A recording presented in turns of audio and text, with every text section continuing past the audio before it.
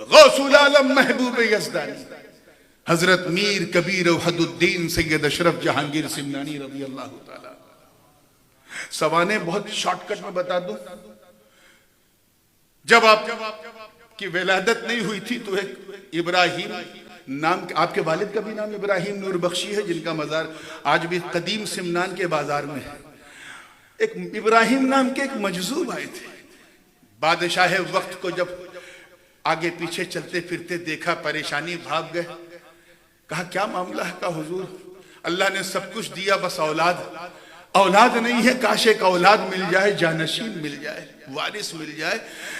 ایک اولاد کی خواہش کی تھی. مجذوب نے 2 سیوتا کیے اور کہا تیرے ایک نہیں 2 بیٹے ہوں گے. ایک کا نام محمد اشرف رکھنا، دوسرے کا نام محمد عارف رکھنا. اس طرح تو یہ ہوئی.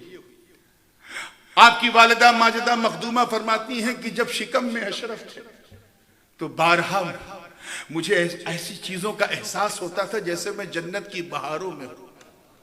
جنت کی بہاروں میں ہوں.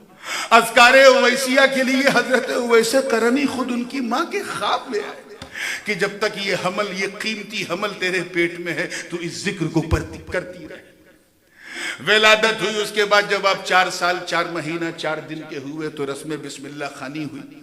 آپ کے اساتذہ میں حضرت علاء الدولہ سمنانی جن کا مزار سمنان میں ہے، حضرت سید علی الحمدانی ماوراء النہر میں جن کا مزار ہے، اور ترکوں کے پیر ہیں، وہ آپ کے اساتذہ میں.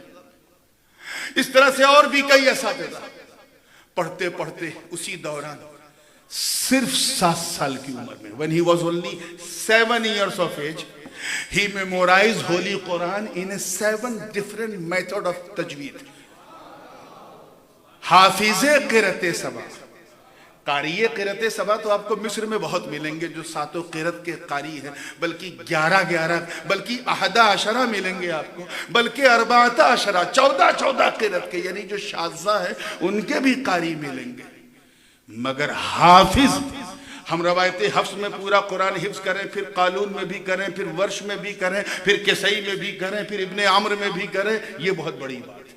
مخدوم سلطان اشرف کا کی کرامت ہے کہ آپ حافظ قرأت سبع صرف 7 سال کی عمر میں، اور 11 یا 12 سال کی عمر تک پہنچتے پہنچتے تمام علوم متداولہ، علوم عقلیہ نقلیہ سب حاصل کر لیا.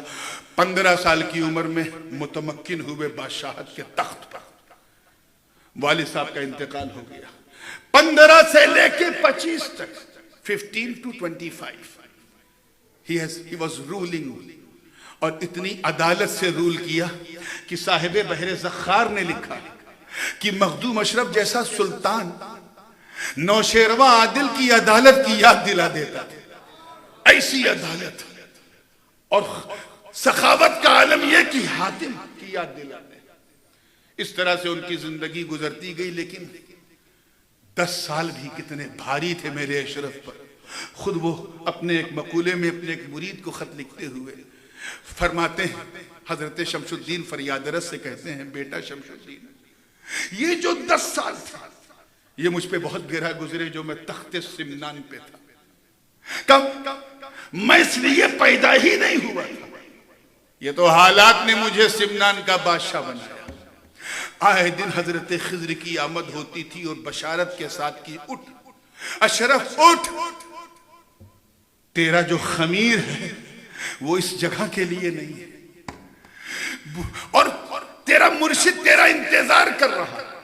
اسی کیفیت میں ایک دن آپ نے اپنی ماں کو سنا دیا. ماں بھی فاطمہ ثانیہ تھی. مسکرا کے بولی، بیٹا میں تو بچپن سے تیرے جانتی تھی. وہ درویش جو آئے تھے ابراہیم اشارہ کر گئے تھے کہ یہ کوئی معمولی بچہ نہیں پیدا ہوا ہے، یہ اس امت کا بڑا خاص بچہ ہے اور یہ تاریخ السلطنت ہوگا.